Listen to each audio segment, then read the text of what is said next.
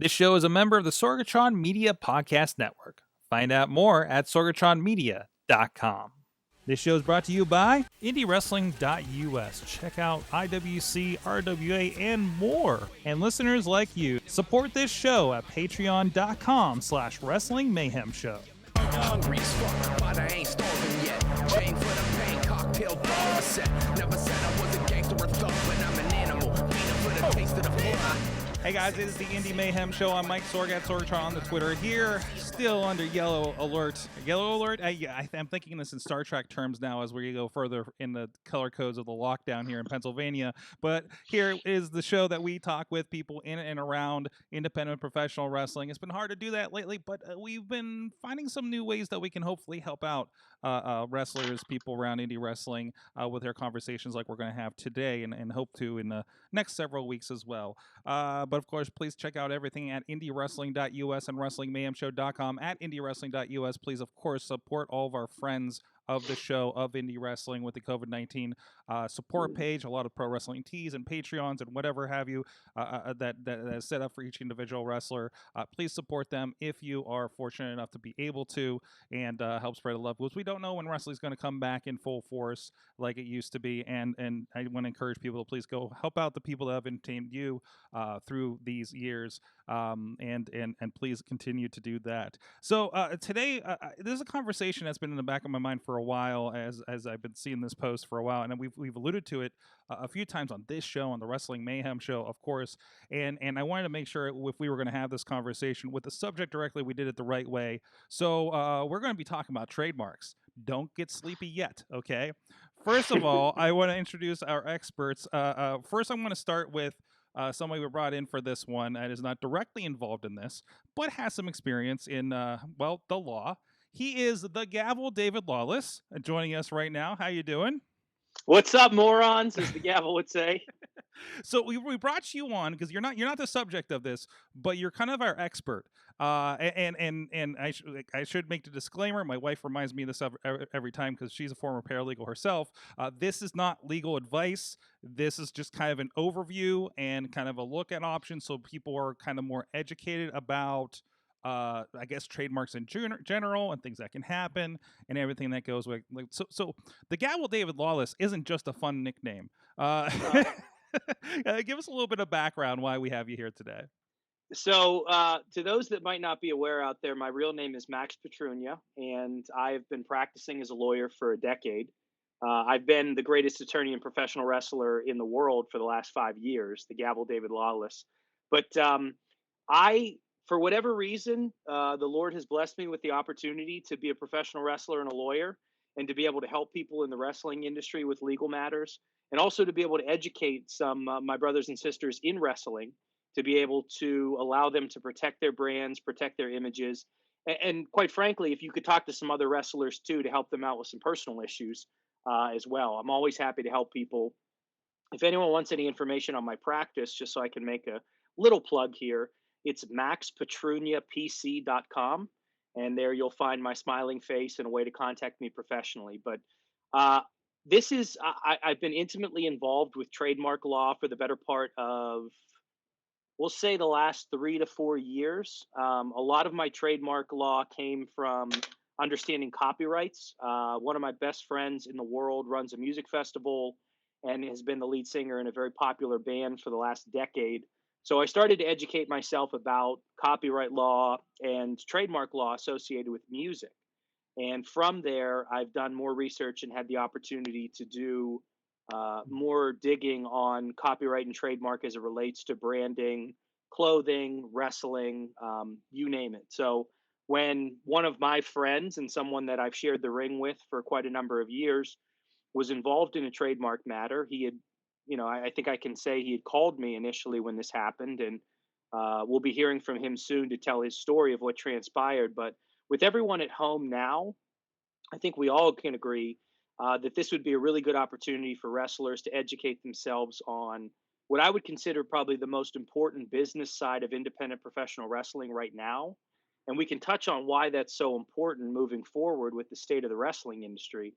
But I think it's critical right now for wrestlers to educate themselves on how they can protect their brands with a proper trademark, And I think one thing you've seen as a transition in the industry for the last couple of years is even the major wrestling companies are not changing people's names when they get signed to promotions. They're coming in with their existing names and their brands, similar to what the music industry has done. They want to sign people that have a following and that have garnered support. So individuals that have a right to their trademark will necessarily be in a better position of negotiation for merchandise splits and just to be able to protect themselves and add value when they enter a promotion. Fantastic, and definitely something to look forward to here. So with us also I guess the subject at hand is the man. Can we do we have to say formally known as the Reaper? Held up name as the Reaper. Otherwise, Matt Connard is with us today. How you doing, Matt? Oh, I'm peachy. How are you guys doing? All right. So tell us the story about, some people have read about this, of course you've seen on your social media, but for those that maybe stumbled on us the first time, tell us what happened with your Reaper moniker. Well, it all started at a show down in Nitro, West Virginia for IWA East Coast. I was on the same bill as AEW star uh, Sean Spears. I almost called him Ty Dillinger. Um, I wasn't even working with Sean. He was working with Jason Kincaid that night. I can't even remember. Regardless, you would not have thought he even knew I existed. He had positioned himself to the back of the locker room, which is fine. The star thing to do, I guess. I shook his hand, said hello, did the cordial thing, and then just went about my business. I didn't think he was watching, paying attention. Uh, Night goes off without a hitch. He leaves after intermission. He collects his money or whatever. And then time goes on. This was October of 2019. Fast forward to January, and I get sent this DM from someone on Twitter with a link to an article saying he had trademarked the Reaper. Now, under any other circumstances, I would have just thought great minds think alike. That sucks. Oh well. But considering we were on the same card, literally not a little more than 2 months ago, and for all of a sudden, because I know this has got to be a process. He didn't just decide 2 months later, I'm just going to trademark this, and then instantly it's news. He would have had to go out of his way soon after to start that process. And here I am looking at this awestruck. Literally the first person I called was Lawless, because for lack of a better term, I felt like I just got the rug pulled out from under me, and I didn't know what I was going to do. And Lawless gave me the best advice he could at the moment. I started to approach the avenue of contesting the trademark. The further in the process I got along, the more I realized I do not have the it is just not feasible for me financially to pursue it, because alone just to contest his trademark, apply one of my own in contention would have cost around the bill $2,500. We're in the middle of a pandemic, on top of the fact that I don't have $2,500 laying around. Yeah. So it's just, I basically, he got it scot free, and there's nothing I can do about it. And I'm just now coming to terms with the fact it's gone. I'm at a loss for words now. That's how just devastated I am by the whole thing, because I spent 10 years building this brand, building that name, and it gets taken from me without a fight, because I can't give one. Yeah. And if I could just interject here, what frustrates me about Matt's story, and I think Matt's right when he points it out, is and this would be one of my first things when we talk about what you have to do to trademark something, but it actually is much cheaper to be the first one to trademark something than it is to have to fight it once a trademark's filed. And um, Matt is correct in the sentiment that it would be very expensive to contest the trademark and go through that process. And that's one of the problems when people that have the resources to do it can do that. Some individuals don't even know what the process entails or how much it would cost. And I know of one person that fought to have just an idea trademarked, or at least fought to have it taken away from someone else. And she spent well into the six figures, or no, close to six figures in trying to fight that to protect her brand. And it's a shame because, Mr. Spears, I assume, has the bankroll from the WWE, but also has AEW's legal team behind him, I would imagine. Mm-hmm. Or at least I think that's good. That's really the thing that stings the most about this whole thing is, had I known this was a possibility, I would have done this years ago. Mm-hmm. Yeah. Like, had I known it was even feasible for someone to snatch this from me and just take it away, day one, I would have, even if I had to put it on a credit card, borrow money, I don't know, I would have immediately done this, because putting so much work into building something, finally getting some footing on it, getting name value behind it, and just someone able to say, nope, mine, snatch, and you're back to square one. I mean, more people need to realize how realistic a scenario this is for it to happen to them. Maybe if it's just another worker on their level, maybe they can go make a cheap copy of it somewhere else. But if it's an established guy who has direct TV exposure that can take that, has the bankroll to legally bind it, and then just run off with it as completely possible. Absolutely. So I mean, this is something that is not when you guys are coming up with gimmicks, on the scene through your wrestling training. Like, nobody along the way, they're trying to help you develop a gimmick, but nobody says, "Hey, make sure you trademark it." Right? Like, this isn't a conversation that's generally happening, is it?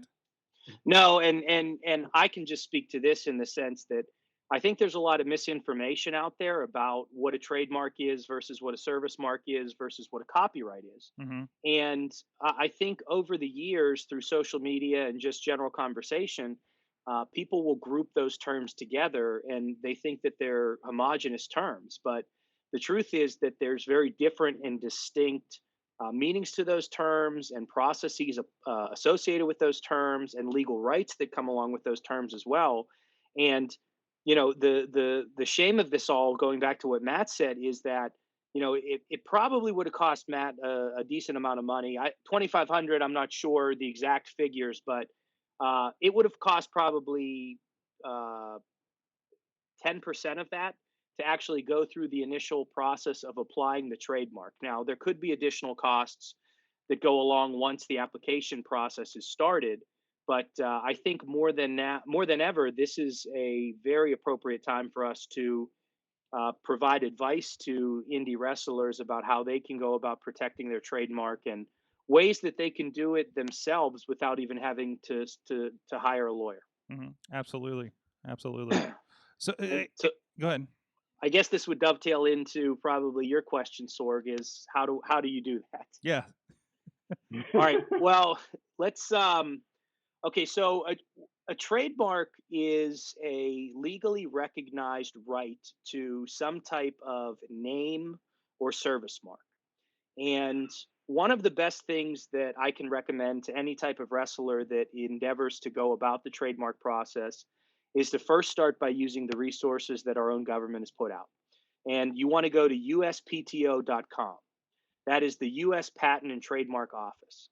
Now, anyone can file for a patent, for a trademark, for a copyright, and you can do it without a lawyer. They recommend that you hire a lawyer who specializes in that area. If you do want to go the extra mile, you could do that. But I'll tell you a way you can figure out how to do your trademark without having to hire a lawyer. The first thing is that there are subcategories of trademarks. So trademarks, there's like 40 or 50 designations of trademarks that you can get. There's trademarks for performers, there's trademarks for clothing, There's trademarks for video games. There's trademarks for voice acting. So my first recommendation is go to the USPTO website and find the Federal Copyright and Trademark Databank. And on that databank, you can search every single registered trademark that exists in the law. I would recommend looking at the trademark for CM Punk and looking at the trademark for AJ Styles, because those are two individuals that own their own trademark, that own the trademark before they went to WWE.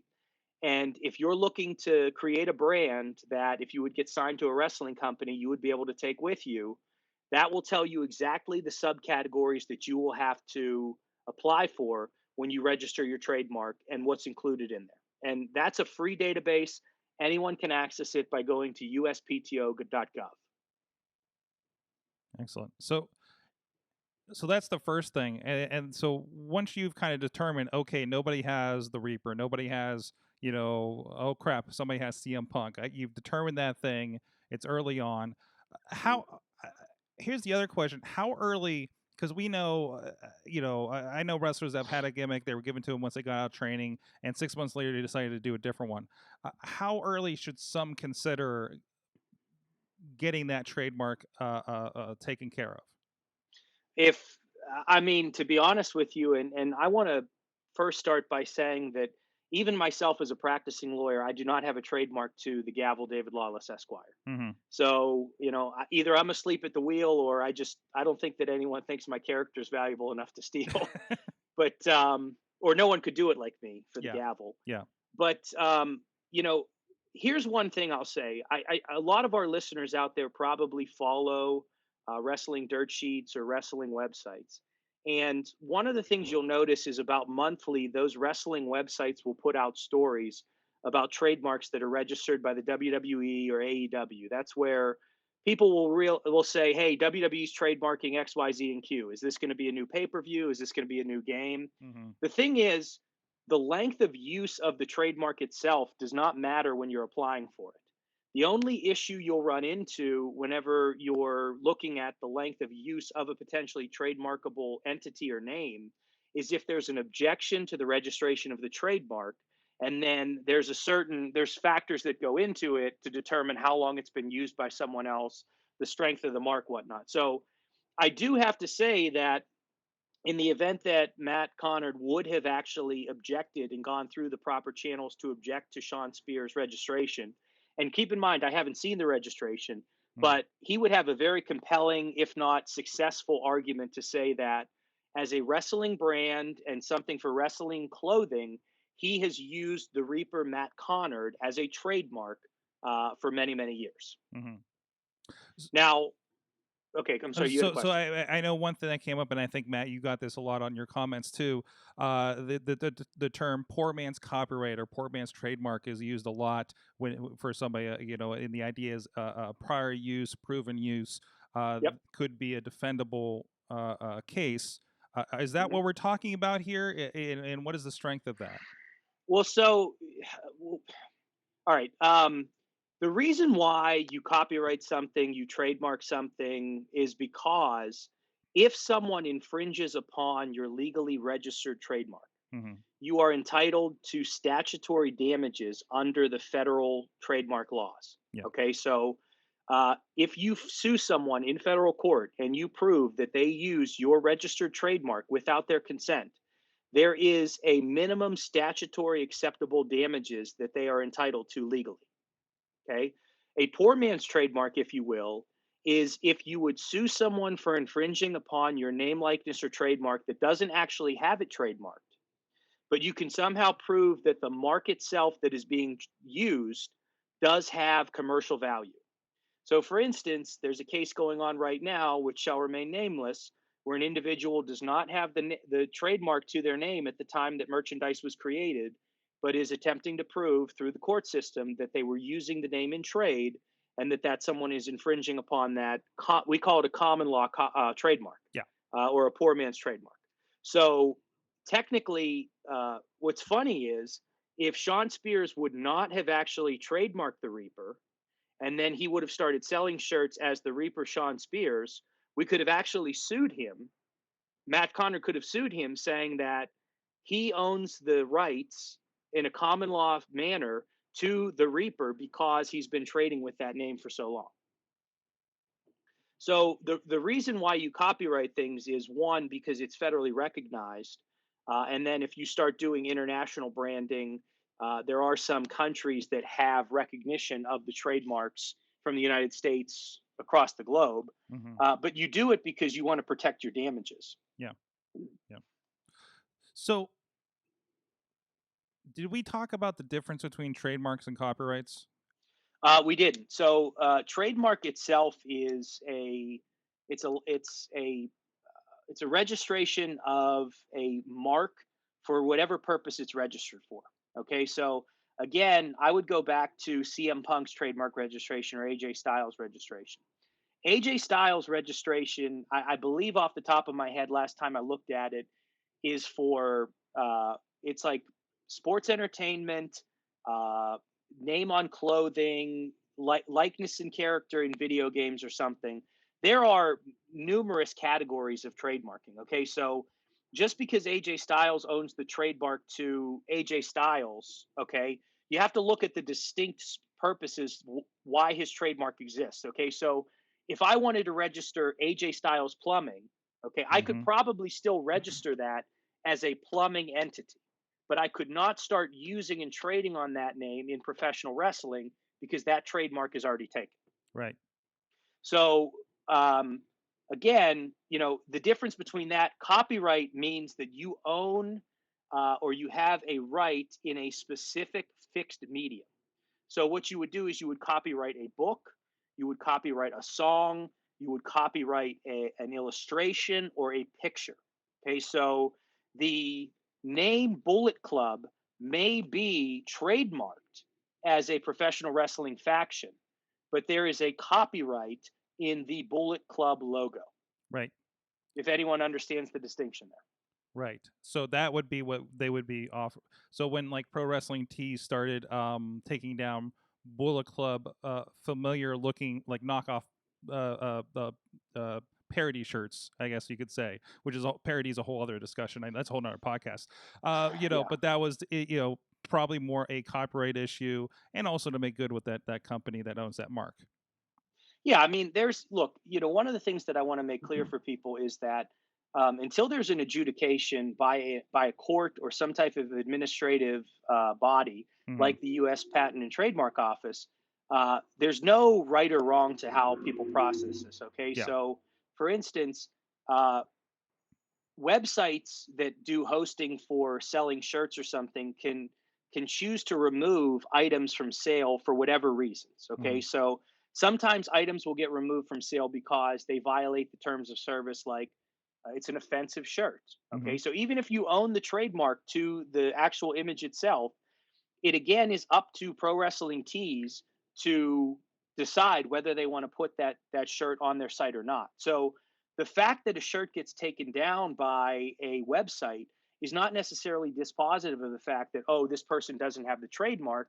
Sometimes it's just done because it violates the terms of service or because it's a business decision. And Mhm. if I had to guess, um, what Pro Wrestling Tees probably did when they took down the knockoff Bullet Club shirts was weighed, okay, we can make a lot more money if we continue to sell New Japan Pro Wrestling licensed Bullet Club shirts, and if we take down the knockoff Bullet Club shirts. And that's the decision of the website. No one said whether that's a Yeah. parody Yeah. in the eyes of the law or not. Your YouTube strike is not a legal binding thing until you've gone far enough that you have to actually take a legal action, right? Like those kinds of Correct. ideas. YouTube is making that decision, not a court. They are citing laws and Yeah. statutes Yeah. and things But like that. but none of that is precedential. So Mhm. the decision that a website makes based on whether their terms of services were violated or not Mhm. could be used as evidence to show that the user that posted the shirt acted in bad faith, but it is not given the weight of, say, a precedential court opinion or a court order saying, that you are legally entitled to sell this shirt. Now, the question becomes, once someone gets a court order saying they're legally entitled to sell the shirt, does the complaining party that said that it violates a copyright, is that an intentional interference with the contractual or business relationship? So Mhm. these are all issues that the internet's been around since the early 90s, so we're pretty far into the use of the internet. But given the proliferation of social media and the accessibility that people have to technology and how rapid it is, we're going to start to see a lot of these issues with social media and trademarking get ironed out. And now, as wrestlers and entertainers rely on merchandise as probably their sole source of income, you're going to see a lot more, I believe, in the court system where people are really ironing out these issues associated with sales of merchandise online. So I know I kind of took us on a couple different roads there, but let's get back Yeah. to the trademark, the issue at hand. We talked about like what people can do, looking things Yep. up, like, and we talked about the general costs. What can a person do? You mentioned like what a wrestler can do to take care of their Yeah. trademark, to protect Yeah. themselves without potentially even having to go to a lawyer.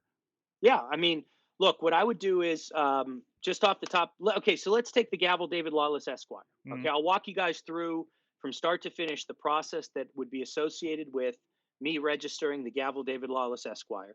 And if anyone's out there listening and they decide to do this themselves, I am going to object to this, and I'm going to say that you got this idea from me on the Indy Mayhem show. Yeah, we But we have prior art right here. This is a yeah, record. So what I would do if I was registering this trademark myself, not being a lawyer, I would go to the USPTO website. I would look at the trademark registry. I would first look at existing copyrights for professional wrestlers, Hmm. CM Punk, AJ Styles, what have you. I would look at how those names are actually designated in the trademark office. Okay. Then I would search for the name that I'm looking to trademark. In my case, it would be the gavel David Lawless Esquire. If nothing pops up on the database, if it doesn't hit anything, then that goes to show that no one owns the trademark and no one's applied for the trademark in that name. So I know that I'm good to apply for a trademark in that name.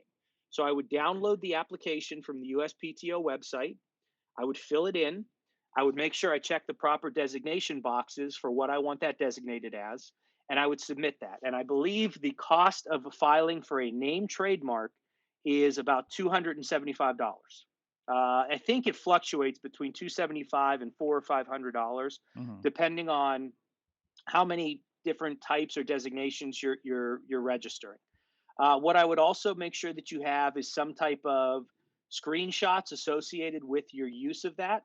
So if it's match graphics from promotions, if it's thumbnails of you doing videos on YouTube, just to show that you, the person that's registering the trademark, has actually used the trademark in commerce. If you have T-shirts that have your name on it, you would put a picture of the T-shirt.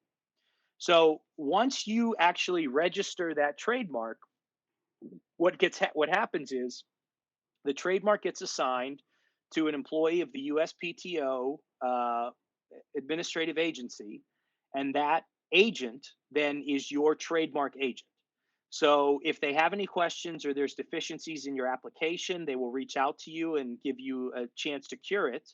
But then the next phase, which this is really the phase where everyone gets the information that we talked about before, anytime there's a trademark that's registered for, there is what's known as a comment or objection period. Okay, so this is where Mr. Connard learned that Sean Spears had registered for that trademark. And this is how websites can pick this up, because I think it's weekly or bi weekly, it might even be monthly. The Federal Register puts out it's almost a newspaper, an online publication that has a listing of every single trademark that's been applied for. So a lot of big companies that trademark a lot of big things, like the WWE, probably have dedicated staff that go through these registers to see what's been registered and if they need to object to it. And so once that advertisement is put out by the register, there's an objection period. So I think it's a 60-day objection period possibly. And then if no one objects to the use of the trademark or files an objection to the use of the trademark, then the trademark is granted and you have the right to use that mark. The reason why Matt Connard is right in his assessment that Sean Spears probably applied for that trademark prior to January is because by the time Mr. Connard learned of the trademark application, I think was it early January or mid January, Matt? It was early January. I honestly distinctly remember, I think it was January 11th. Yeah, and I when remember found you out. calling me when the article Yeah. came out. So, look, I don't want to sit here and speculate, and I don't want this to be perceived as us disparaging Mr. Spears in any way. But it wasn't like January 11th he woke up and said, "I'm filing a trademark for the Reaper," and it got out to the press that way. He probably filed that application, I would have to guess, at some point in November or December, and because of the name the Reaper and being probably a commonly used one, I would imagine he filed that probably sometime in November, and it got to the objection period Mhm. by January. So he had gone through and had an agent registered to him.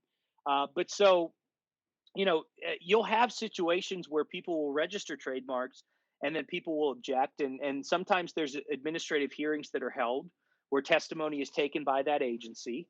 And then ultimately, the decision of the U.S. Patent and Trademark Office can be challenged in court, but I believe you actually have to exhaust the administrative remedies at your disposal before, as a precedent to filing a lawsuit. So the thing I will say to people that want to file for a trademark in whatever gimmick they have is that it's going to cost you a little bit of money up front. I think you can pay by credit card, and you could probably get points on your credit card for paying for it.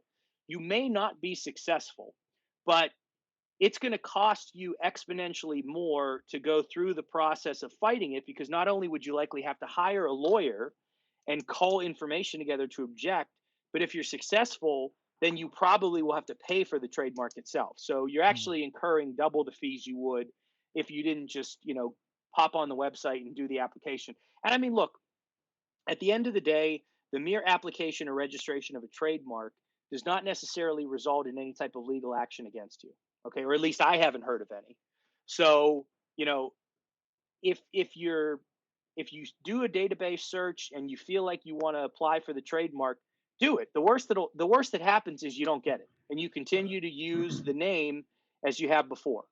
But if when you think about what it means to have that trademark, I don't know what that factors into when bigger promotions sign people, but I would imagine that when an AJ Styles or an Adam Cole is coming to the WWE saying, "We want to sign you," I imagine what they're saying is, "Okay, here's what you traditionally offer in your royalties for merchandise, but you're using my name, Mhm. so I want more." Or maybe they pay an exorbitant fee to get the rights to that trademark transferred over to them.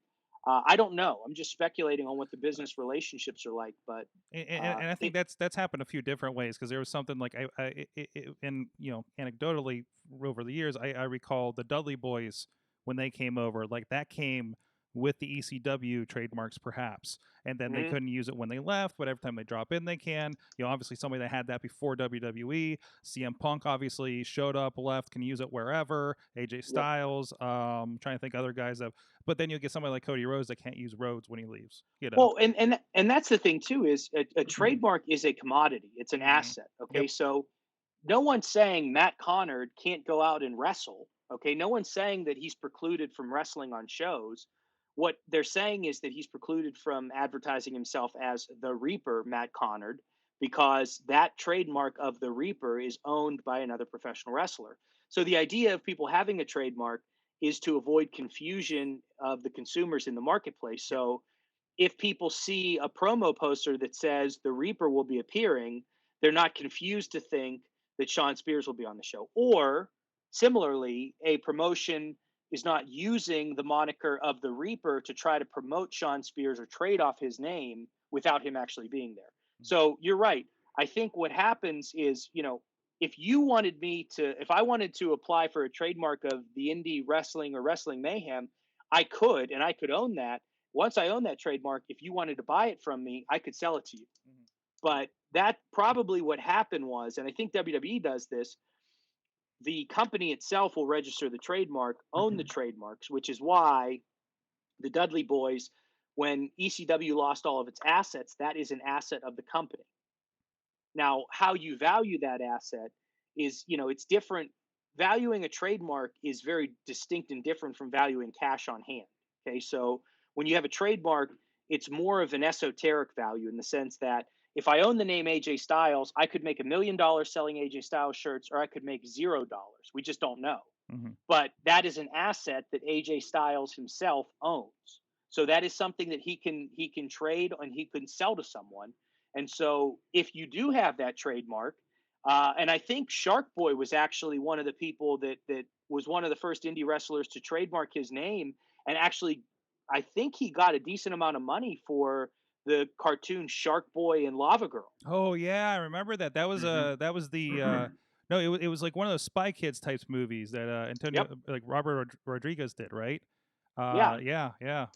And I mean, look, the thing is, if you have an idea for something that's not trademarked and you want to trademark it, as long as there's no ill intent in the trademark itself, and you are successful in getting the trademark, then no one can accuse you of trying to commit fraud or trying to hold it over someone's head. So, there's a concept called cyber piracy or cyber squatting, and you have that with trademarks as well. So, I couldn't just go out and trademark the name Matt Connard and turn around and say, "Hey, Matt, I trademarked this. You didn't object. I want to sell it to you now for $4,000."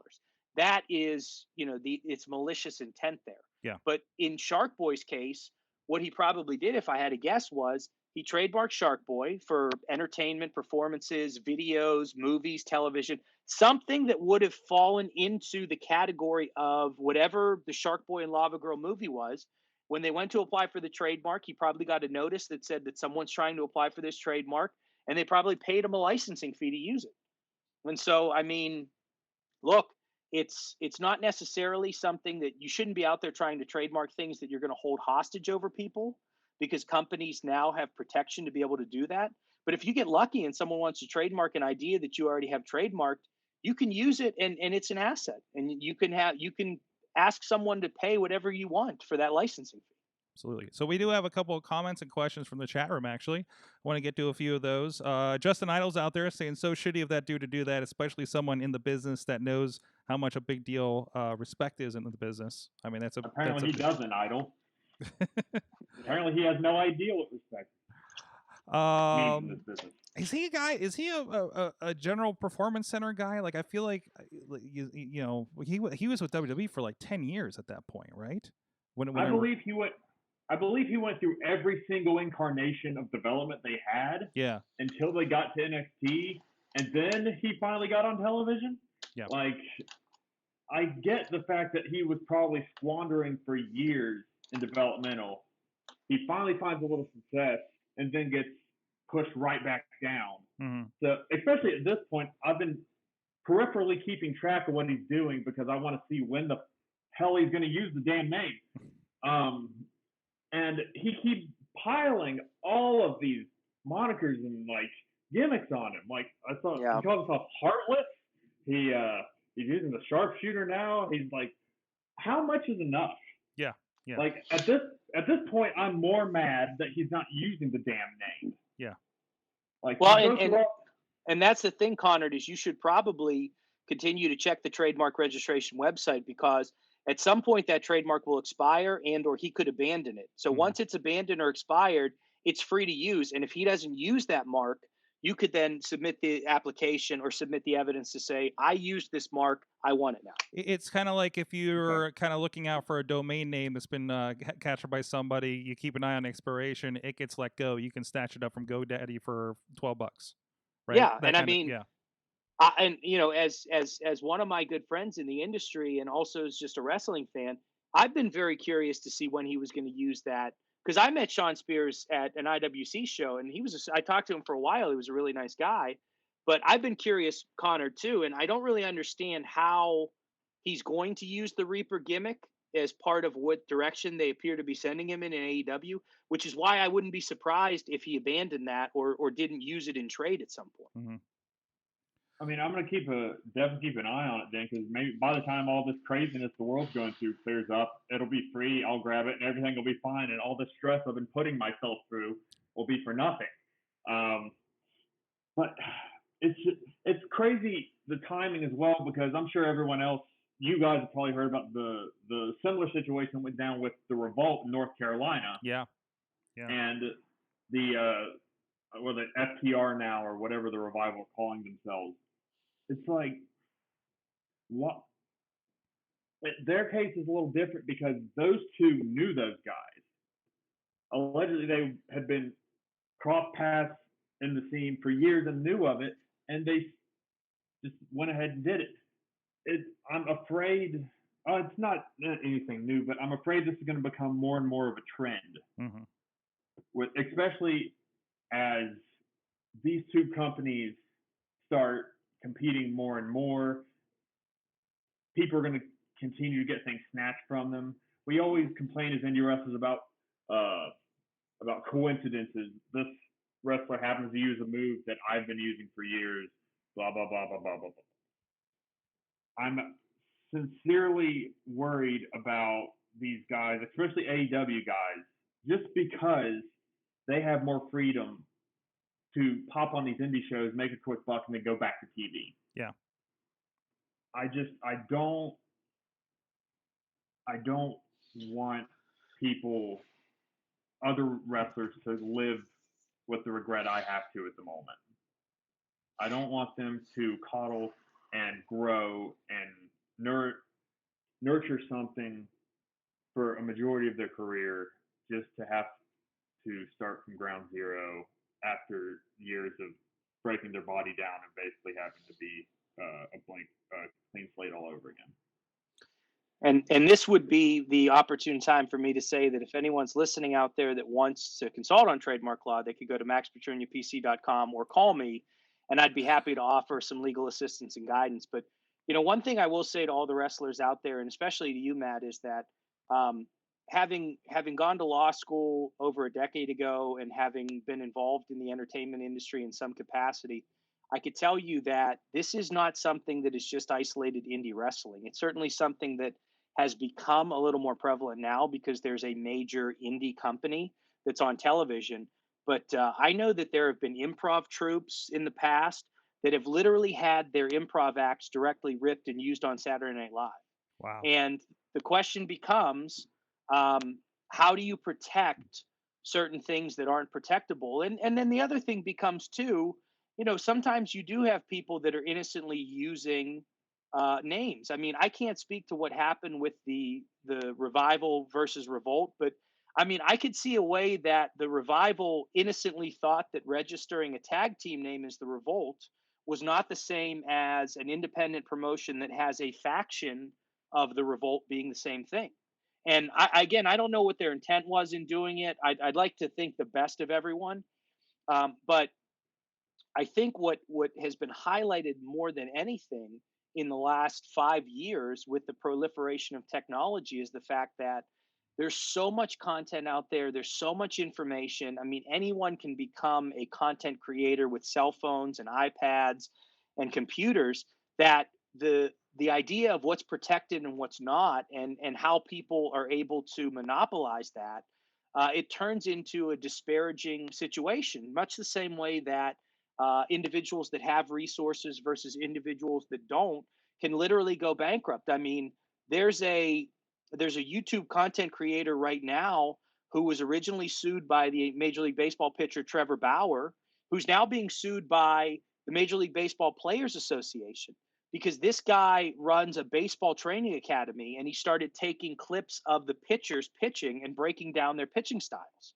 And what they're saying is that using their footage and their names creates this impression that they support his coaching methods. And so this guy is possibly going to lose his entire business or go bankrupt because the Major League Baseball Players Association, which, if you can imagine, has billions of dollars, is suing this guy because he's creating content that he's making money off of. So it's what Matt said, the doom and gloom of it is it's a dangerous time. And like he said before, if anyone wants to talk about this, I'm available. I mean, people that know me from the locker room know that I will always talk to them about legal issues. But if you're serious about doing this, I can certainly try to help in whatever professional capacity I can. Absolutely. Also from the chat room, Justin Idle was asking, he's worried about your backstock of merchandise there, Matt. He says, what did you do with your remaining merchandise? Are you still able to use them since they were already quote, purchased, made? What's the status there? He's worried about your backstock. Well, first of all, Justin, thank you for worrying about my financial well-being. I'm doing all right. Luckily, the ones that I have left in stock don't have the Reaper on them. Okay. That's what's kind of good about half my merchandise is majority of them don't even have the Reaper name on them. Like they will have the image of me in the cloak, the spoopy stuff, and then my name and some sort of title. So thankfully, whatever I have left in stock, I feel like I'm in the right to at least be able to clear that out. Yeah. And then as far as the ones that do say that on my Pro Wrestling Tee store, I don't know what's going to happen there. Mm-hmm. Well, I can speak to that too. I mean, look, if Sean Spears would write a letter to Pro Wrestling Tees or file an objection to the use of those T-shirts, which if he's listening, he probably is going to do that right now. Then, Pro Wrestling Tees could be within their terms of service to take it down. But, the truth is, and we've all seen this at every wrestling company that we've worked for from the East Coast to the West Coast, if people that held legitimate trademarks and copyrights really wanted to put independent pro wrestling out of business, they could. If Saban Industries wanted to sue professional wrestlers who used Power Ranger likenesses on their T-shirts, there'd be a lot of poor indie wrestlers, or indie wrestlers would be poorer than they actually are. So, I mean, the truth is that unless someone files the objection, you're not prevented from selling it, Matt, because it's not creating the impression that Sean Spears is endorsing the product. It's just that idea of the Reaper. That's what it comes down to. Trademark law is meant to prevent confusion in the marketplace. So if I would take a picture of Tiger Woods and put it on my website with a caption that says, Max Petrunia is the greatest lawyer in the world, Tiger Woods could sue me because I'm using his likeness to promote my business, which he doesn't. Okay? That's where you run into the issue. Absolutely. And Justin's also asking, do you get the money back if the name is already taken? I think from the filing fees. Now I believe the filing fees are like the legwork to do the process, whether it's approved or not. Correct?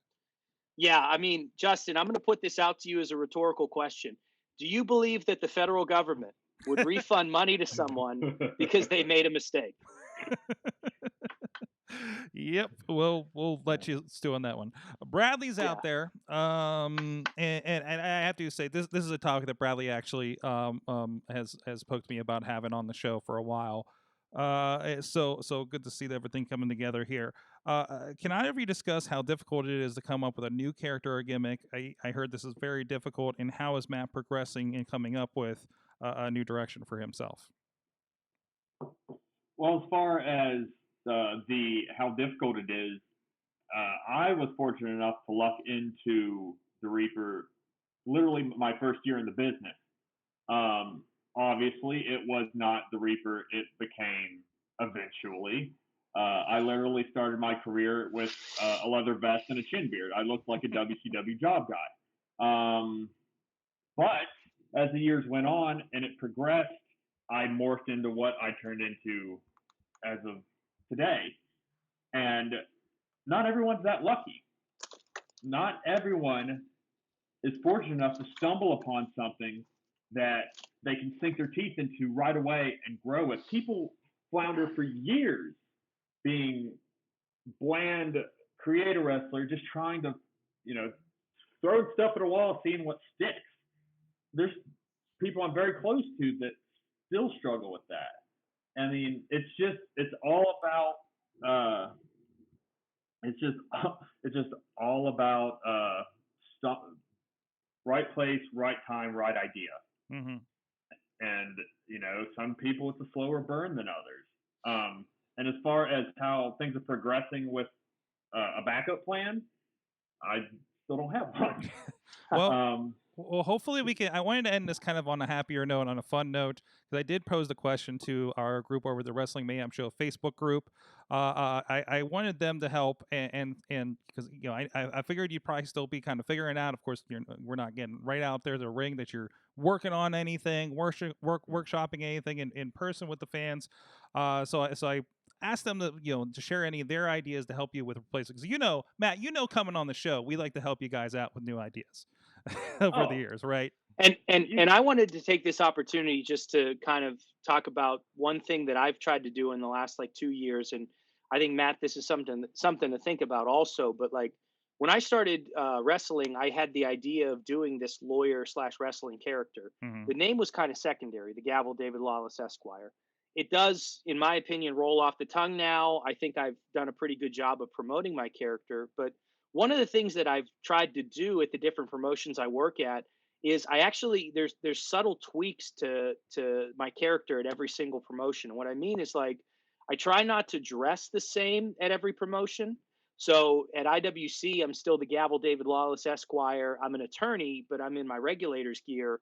At Rise, I'm the Gavel David Lawless Esquire, but I come out with the tie, the sport coat, the button down shirt, and I wear the tights.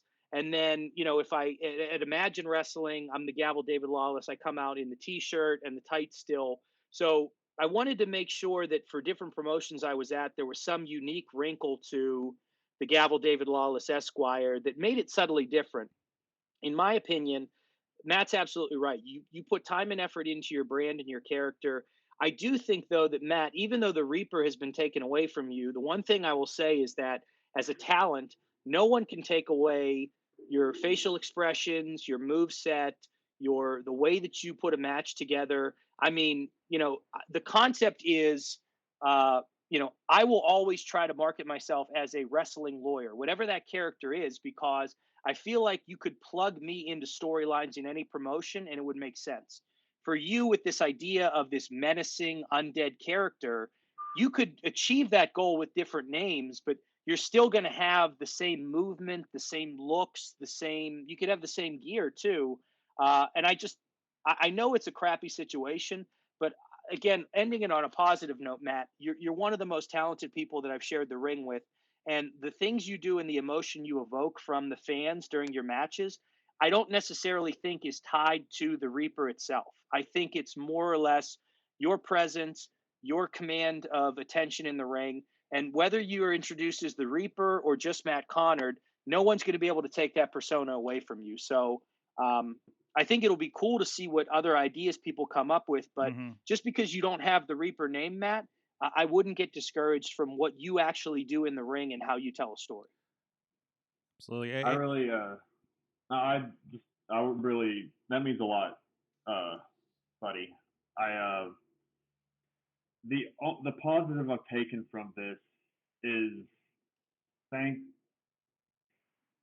goodness that Sean Spears decided to be a prick during a pandemic. Because now I get to sit on this, I get to mull it over, and I get a chance to regroup. Because if this had happened when things were completely normal, business as usual, I'd be fumbling right now because I wouldn't know what I would do. Even when it came down, you were kind of taking a break at the moment too, before even the pandemic, right? Yeah, and there's also that I had TV Smooth had killed me, literally buried me to death, and I was kind of regrouping as it was. So I mean, it's just going to be this way for everybody, but especially for me, it's just kind of a reset. It's a reset. It's a reassessment, and I mean, it's. I'll echo just what he said. He's completely right when I sit and think about it. It's just a name. Like everything that was behind it, everything that I put into it is all transferable. The Reaper's just a name at the end of the day, and I'll find another one and go on it, which may have already happened because, as you said, Sorg, the fine people of the show have given you a list. haven't Yes. they? I have a wonderful list by everybody from Bradley to Justin Idol to the Rev Ron Hunt to our boy cameraman Rob. One of my favorites he's been suggesting for a while that you just call yourself the Creeper and just put a copyright sign in front of Reaper. I don't know how that does with trademark applications and stuff with Mr. Spears, but I think it's at least worth a T-shirt. That is really. I mean, if you can get over the fact that you would actually have a gimmick name called the Creeper, Yeah. you know, we have a bunch. The Reaping, the Pale One. A lot of people like the Pale One and the Pale Rider out of this list from discussions. The Wraith came up a few times. The Soulless. I believe even the Soulless One. Let's see. We also have here the Nightmare, the Daywalker, the Grim Servant of Death, the Reckoning. See, I like Wraith out of this list, and I'll tell you why. First of all, it's a really powerful name. It's Wraith is a single syllable name. And the other thing to think about is as The Witcher gets prepared to record a season 2 and people are starting to get back into The Witcher. I mean, I bought the game for the first time and it came out 5 years ago and I think it's amazing. Wraiths are one of the characters in there. So I think the Wraith still portrays possibly the message you were going for. The Wraiths actually look like the jacket that you have to wear to the ring. It's crazy. So, I mean, I don't know. I think that that's possible, but those are all cool names. Yeah, Marcus says the Spectre. I think that's referencing to the Green Lantern character, correct? Yeah, there's a DC Comics character named the Spectre, which he and I have discussed before as well.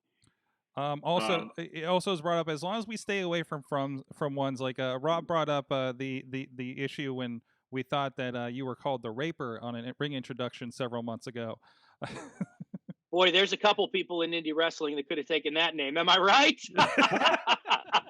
Oh boy. Ooh. You don't have any like rim shot sound effects you could put in there? 15 years. You think I would have hooked up a rim shot machine by now, right? My goodness. I heard you mention the Daywalker. Sorry. What about the Nightwalker? I kind of that's provocative. I don't think that's associated with anything else. So. I'll be the Nightwalker. Somebody's like, some are seriously asking, could you get away with the Grim Reaper, going full on with that, or the Reaper's Reaper was suggested as well. So what about Hush? One of my favorite Batman graphic novels. Yes. I seriously did immediately when this happened consider the Grim Reaper, but when people don't know the backstory and how we got here, it feels real. Dick Foley. You know what I mean? Mm-hmm. Like it feels real like Kmart. Yeah. To that, and I actually thought Lawless about using the Phantom at one point. Because and it's the closest reference I get to the Phantasm from Mask of the Phantasm. Oh yeah, that's interesting. So that was something I was playing with. But yeah, I consider Grim Reaper, but I just think it's too on the nose. Hell's Minion, Angel of Death, Death Row, not the record label. That's I'm going to recommend you don't go with Death Row. Yeah. They got some money for a number of reasons. So hopefully that helps. Hopefully that helps spearhead the next stage, the next iteration, or the continuing iteration of Mac Honored. But you're right. In the end, you're still Mac Honored. You're still what we remembered. It doesn't matter what giant name is on that screen behind Yet Rise or whatever the case may be. It's you turning in your 30-minute Iron Man match popped up on my radar again this past couple of days, and remember, like that's the stuff you built regardless of who has your name. Yeah, and Matt, I just want to tell you that in July of 2018, I was looking for what I was going to do with my professional career, and was really at the worst part of my life, and I was able to come out of it better than I ever did before. And having worked with you and known you for as long as I have, and just knowing the passion that you have and the type of character that you have, I'm convinced that you and a lot of other people that are in the industry are going to come out of this pandemic and be even stronger on the other side. So I know we haven't been in the ring in a while, but I believe that the cream always rises, and whatever you come up with from here, I have no doubt it's going to be at the top of the card anywhere just because of the person that you are. So everyone out there, if you've ever felt like you were taken down by the man, just hang in there because life will always get better. Absolutely. And if nothing works out, Bradley said you can use heel Bradley or heel Todd from him. He gives you permission. That's true. I'd rather retire. Well, that's what. Hey, we could call you the Laughing Man after that episode here where we had you tell jokes. Oh, yeah, I forgot about my very short-lived stand-up career. Yes, for those. Maybe that's what I'll do next. I'll just go into stand-up. My wrestling name's gone. No audience stand-up. That'll be a good one. For those that catch up, we had comedian Matt Light scheduled to be on, and he had to drop out the last minute. So we had another Matt, and we had him tell jokes on the show to fill in. So thank you for that's a doing tough that. spot to be put in. Yeah. He told knock jokes. Bradley was his laugh track. It turned out fine. Guys, thank you so much. Matt, you do have a pro wrestling t-shirt, and you have a wonderful shirt that I know several of our friends have already picked up. Where can people go there and support you?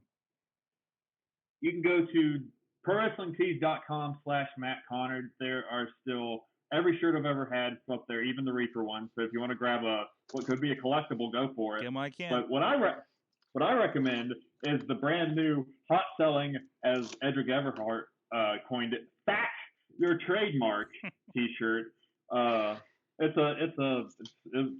selling like hotcakes. People can't get enough of "Fax Your Trademark," so go grab one of those. It speaks on so many levels to so many things. Mm-hmm. It really does. Mm-hmm. Yeah. And Lawless, where can people find you on the wrestling side? And of course, once again, please give that website for people that need some legal help.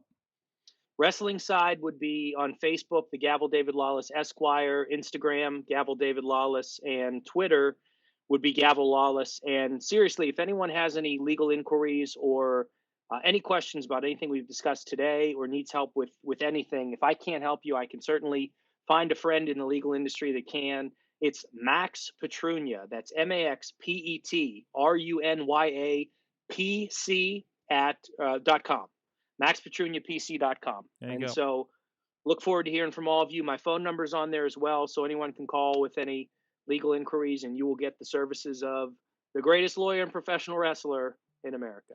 And we'll be including a number of those links in the description for this podcast if you're catching us a little later on whatever platform that may be. And please, once again, please check out everything at IndyWrestling.us. Support these guys, see them in action, see the matches we were talking about, and discover new ones. And of course, please go check out our support pages over there and keep an eye out because a number of the guys have special codes, and we'll be including these guys as well. I'm not sure if I sent all of you guys yours to help them out in this pandemic and get you guys discounts on IndyWrestling.us as well. Trying to help everybody out so that everybody's good to go when we're get the green light, right?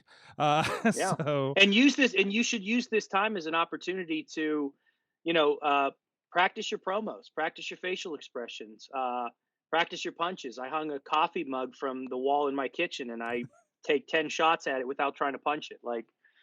There's stuff we can do. It stinks that we're all locked inside, but use this as an opportunity to work on things that you're better at. I mean, I'm trying to work on, there's a lot of things I could improve in wrestling, but I'm trying to work on it as best I can while we're locked inside. So absolutely. And also, no time better than now to study tape.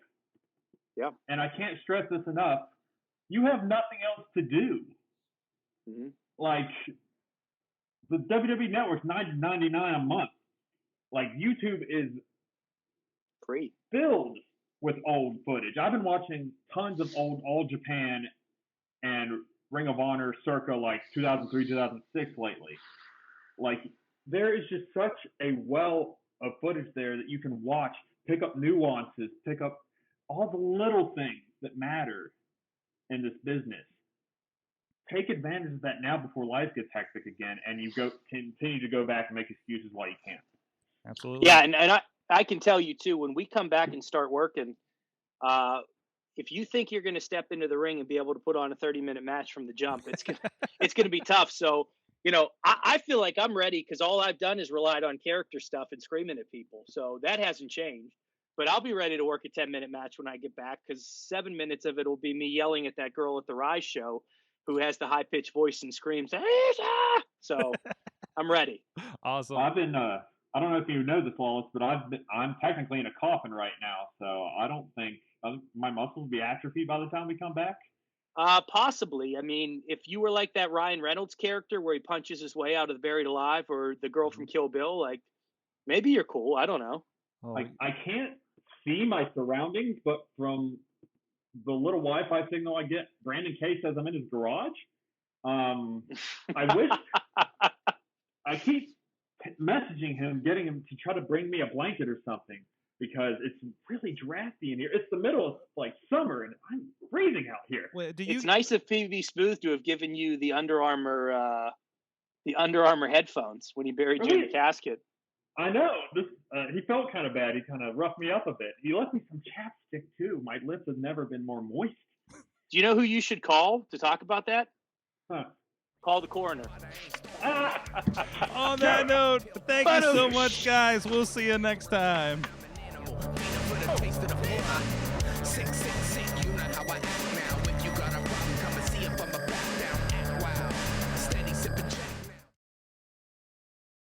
This show is a member of the Sorgatron Media Podcast Network. Find out more at sorgatronmedia.com.